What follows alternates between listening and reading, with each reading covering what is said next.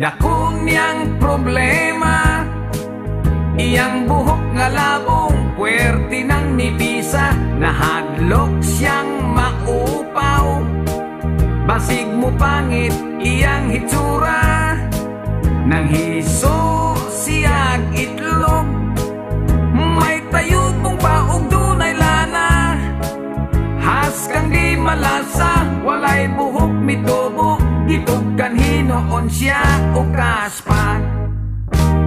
Tungod sa kabalaka, ipagkonsultas doktor nga espesyalista, pasyente